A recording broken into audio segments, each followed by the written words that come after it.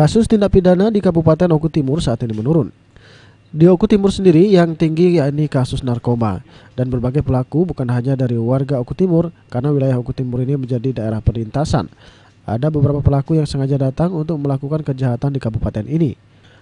Kajari Oku Timur Suhartoyo mengatakan di bulan Februari ada 2 kasus yang ditangani, yakni kasus tipikor yang dilakukan oleh Satpol PP Oku Timur. Ada dana kebisingan atau fiktif dan saat ini masih dalam proses. Tapi kita berupaya untuk meningkatkan hal itu.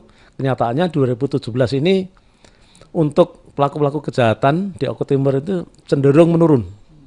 Ini semuanya juga kita sadari bahwa semakin lama kita semakin meningkatkan koordinasi antara masyarakat dengan penegak hukum, masyarakat dengan tokoh agama, penegak hukum dengan para tokoh agama, tokoh masyarakat. Kita sama-sama, kita rembuk sama-sama. Gitu.